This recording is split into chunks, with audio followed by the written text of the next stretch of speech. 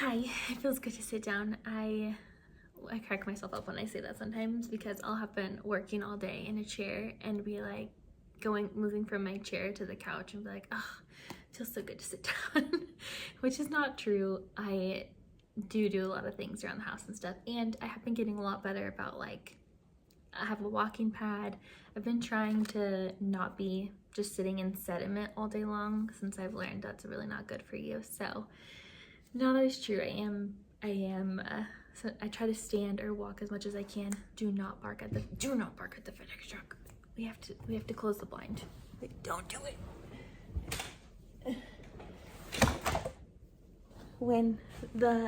What did I just drop? Oh. When the toddler is napping and he's sound asleep, we do not do anything to mess up nap time. We do not. I don't know what it is about the FedEx truck. I tell him all the time, I'm like, they literally bring your dog food and like toys. I don't know why you'd be mad at them. So anyways, okay, I had to open the blinds back up. I want some light coming in.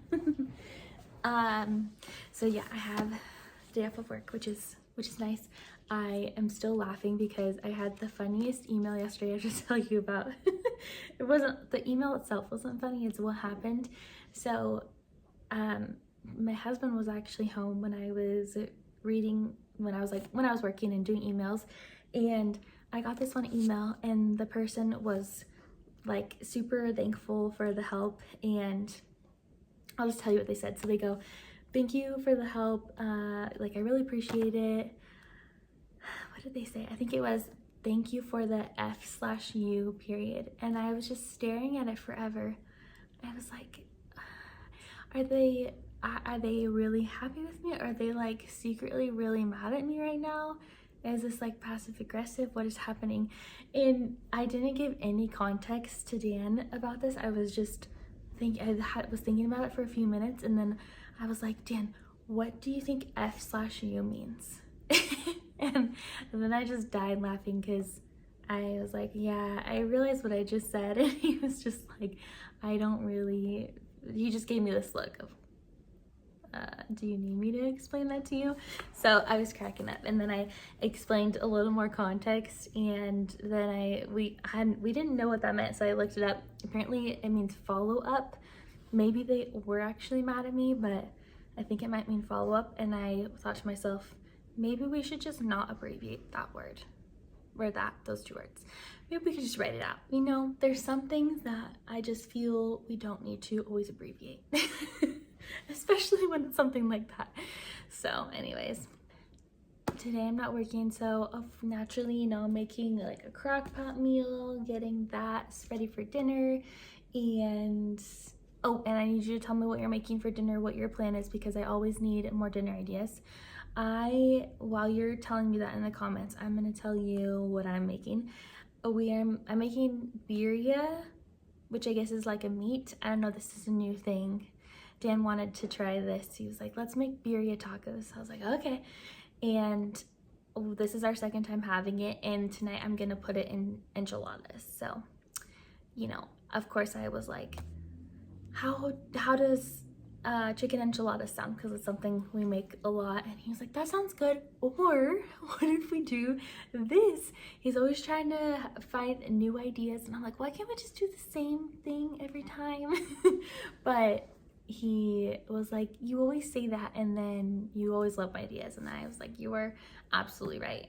There's so many things that I do now or eat because he showed me, and I was like, this is actually really good. So but anyway, so yeah, birria meat and enchiladas is what we're having tonight. I can share the birria meat recipe. The enchilada recipe is just kind of what I've learned from my parents, honestly.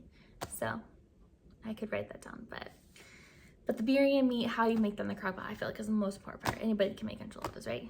Even I, who measures everything specifically, can do that. So let me show you my sourdough rolls, or not rolls, breadsticks that are currently rising.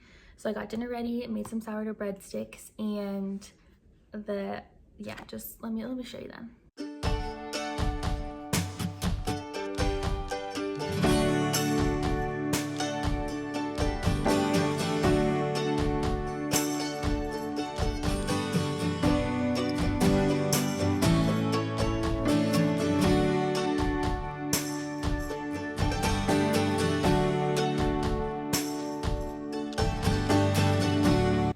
Those are currently rising, and this recipe is kind of weird because I've made these a couple times and they don't rise very well like all my other sourdough stuff does.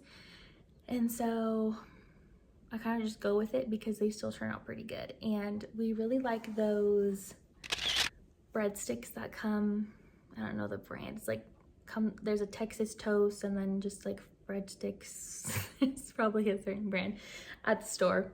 They're super delicious, but I'm sure there's so many bad ingredients. And so I like making these for once in a while.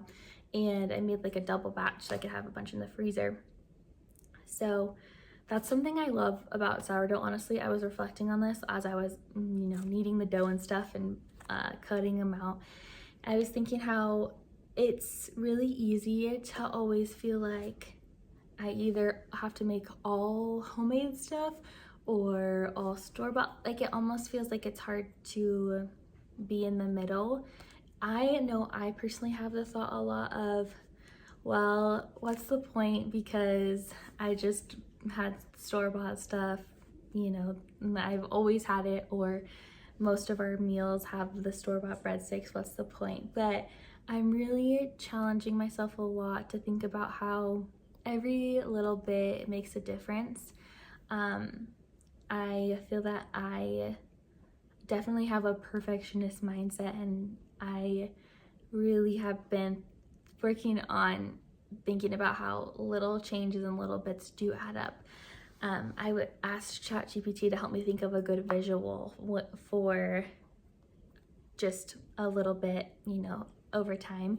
And it said, think about in a dark room, you can't see anything, and you light one candle and you can see a little bit. And then if you keep lighting more candles, the room can almost look like daylight with all the candles that you have in there. So I thought that was a cool visual, and just a good reminder that it doesn't have to be all or nothing, and every little bit counts. Even if I had like 200 meals with the store-bought rolls and breadsticks, but I had 100 meals with homemade rolls, that's still a third of the year where I had homemade stuff, and that is better than having nothing, the whole year with nothing. So, and it's also important to remember too that it takes time to get better and better at all of this stuff, especially because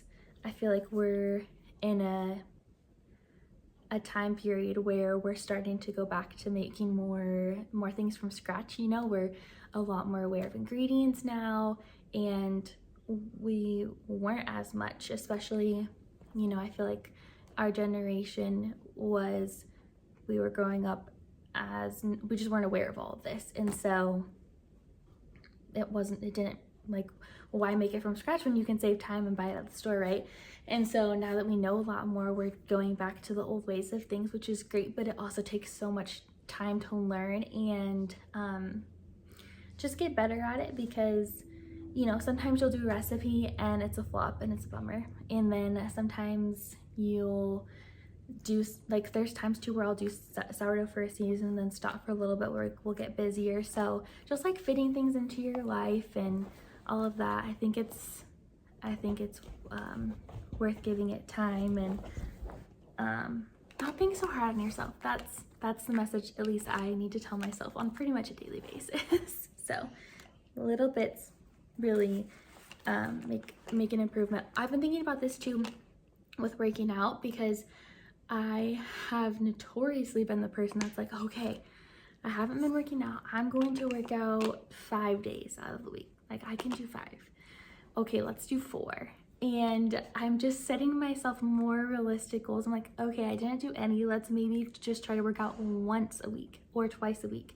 And I've been trying to do that for like the past 3-6 months now, and I definitely have been doing pretty good about doing 1 a week and sometimes 2 a week, and it feels really good to say that and be able to commit to it, and it feels good to know that in the last 6 months I've done, I don't even know how many weeks is that, 4 weeks times 6, 24, so at least 24 workouts versus 0, right? So, and in a year, if I were to keep doing, if I did 2 a week in a whole year, that would be 100 workouts in a year versus 0, versus me being like, oh, I didn't stick to my goal of 5 a week. I suck. Everything sucks. I'm not gonna do it at all. And then like getting all in my head. So more realistic goals and realizing that little bits are like, we don't need to be exactly accurate. We just want to be directionally accurate.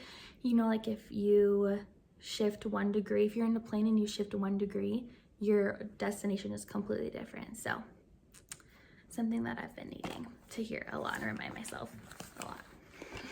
But I say all of that and realize that I have not been taking my own advice when it comes to learning new things. I feel like when I learn something new, I just go all in, mostly because I'm just excited about it and my mind's kind of blown, like, whoa, how did I not know this before?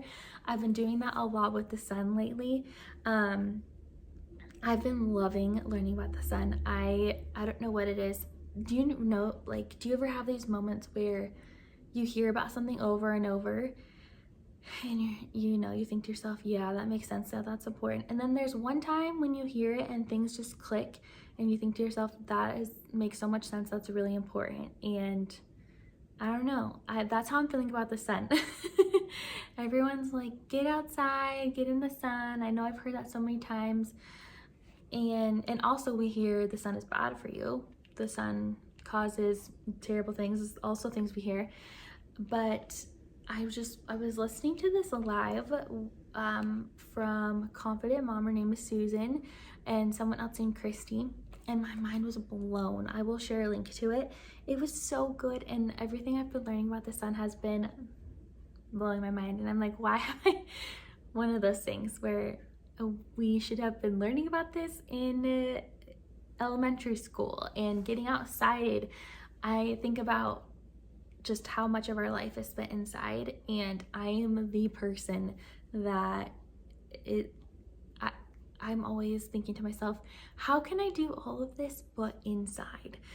Like, people will say, they take a walk outside, and I'm like, I like my walking path though, how about we do that inside? So I'm just saying that I fully understand the not always wanting to go outside, and I think I kind of like learning the actual, science behind it or the actual facts behind it, because it helps me understand why it's important. I like to know the why, before I do something. So I think that might have been the piece that was missing a little bit for me too. So let me share a couple things, because as I said, I'm jumping all in to this, and I think that, I also think that it's fun and a good thing to jump into things that we're really excited about in a season. I don't think it's necessarily a bad thing. And I think about too, like, this is something I look forward to if I homeschool Luke one day, because that's one of the huge benefits of homeschool is whatever your child is interested in, you can have a full-on deep dive, go into that topic for a while. And I think it helps to, especially with older kids, because I think about, younger kids, they often really like going to school, and then something happens as they get older, they hate school more and more. And it almost, I feel, brings the joy of learning back. I know for myself, when I find a topic that is really interesting to me or I connect to it in some way, then I get so super excited about learning about it. For example, at night I can't wait to go to bed and read my book a little bit. It's this book about sun. So it's like a nerd, a nerd book, sciencey book, and I can't wait to go and read it because it's just something that I'm interested in right now. And so I think that can be a huge benefit of homeschooling, is it almost helps bring the joy of learning back when you can help your child, or your child just finds something they're interested in and you can go all in that topic for a little bit. So, and I think that there's a lot that we can learn too as adults with new topics that, sometimes in school we don't spend as much time on topics and we move on. And I know for me, like, I have a hard time remembering things because I don't know. Anyways, it can help bring, I think, a joy of learning a little bit back to them. So, okay, back to the sun. So let me share with you, I'll read this part in my book. This is like in the beginning of the book, so it just blows my mind how, yeah, there's just a lot more it goes into, but this was just a paragraph in the beginning that I thought was really interested, and you might find it interesting too. And I've just been learning about how, well, I'm doing some short videos on YouTube just with some things I've learned. So if you're curious about more facts about it, check those out, because I'm trying to put little nuggets of facts that I'm learning, and I'll keep doing that too over time until I get bored with it and I'm ready to move on to something else. So this says, health will only be restored when the basic elements are well balanced. The UV rays and sunlight actually stimulate the thyroid gland to increase hormone production. Thyroid secretions largely control metabolism. Increased hormone production increases the body's basal metabolic rate. This assists both in weight loss and improved muscle development. Farm animals fatten much faster when kept indoors, and so do people who stay out of the sun. Therefore, if you want to lose weight or increase your muscle tone, expose your body to the sun on a regular basis. Any person who misses out on sunlight becomes weak and suffers mental and physical problems as a result. His vital energy diminishes in due time, which is reflected in his quality of life. Pretty crazy, right?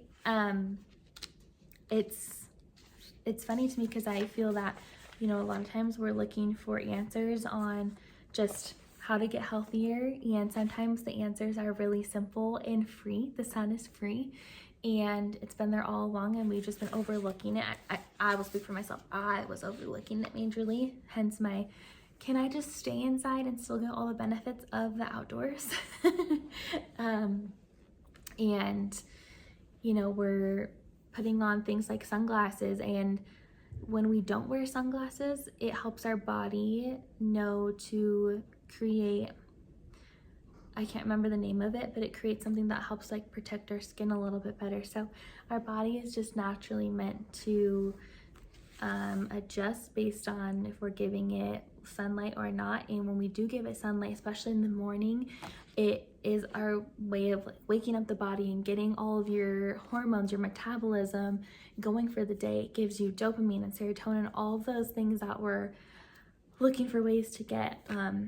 Your body can naturally get it from the sun. So it's pretty crazy, and it can be one of those, like you mentioned, a health like building block, like a foundation that we can overlook. So pretty interesting. I've got these like different glasses, like I said, going all in. I have been really enjoying learning about it, so I'll keep sharing about it as I learn more and keep reading my book. When these books are a little bit like knowledge heavy, it definitely takes me a while to get through them. Probably it's good, but sometimes I'll get like 2 pages in and I'm like, yeah, that's all I can handle for the day. But I think that I remember it better too if I'm not just like trying to cruise through all of the books. So I didn't show you Oliver's right here. He's the one, of course, that was barking for the FedEx driver. Tried to bark at the FedEx driver. He's looking for them again. That's all I pretty much have. I have been learning about the sun lately, still making bread when I have the time for it. Luke just turned 2, which is mind-blowing to me. People keep asking if we're gonna have more kids, which I do not get offended by those kinds of questions. I know that they can be touchy for different reasons, so I totally understand that. But I understand that people are just curious, and we have no plans to have other kids right now. But it makes me think about it, and I just think about going through all of the birth again. And our birth was so wild and so crazy, and it was actually really beautiful. I have a blog, maybe I should do a YouTube video on it, but I just keep thinking about how I do not know how I could do that all again. I went from a birth center to a hospital, and it was all amazing. Everyone, all of my providers that helped me were just amazing. I remember feeling like very peaceful throughout the whole thing. It was like a period of like, it went over like 3 days. And I keep thinking, I do not know how I could do that again. I know it would not be the same. Every birth is different, but oh man. And it's been really making me think about how when we're given whatever we need when the time comes, I think that I sometimes will think about things happening or do what ifs in my brain and get worried. And when we have moments like when Luke was born and how wild that is, I just look back and think I only got through that the way, like I only felt peaceful throughout all of that because of God, because of his grace and can't think of the word, but just how he held me through all of that. I just felt it when I was in it. And we don't need that, you know, like right now I'm not going through a birth, so I don't need him to hold me through it. But when we're in those moments, he's there holding us through it. And I've just been thinking about that a lot lately. So I don't know, maybe that'll bless you. Life is kind of a crazy ride sometimes, and we're given the grace to go through whatever it is as we go through it. And I think that's really beautiful. So that is all I have. I hope you have a wonderful day, and don't forget to tell me what you're having for dinner so I can have more dinner ideas. And also I need to know, are you just now learning about the benefits of the sun, or did you know this all along? So please tell me.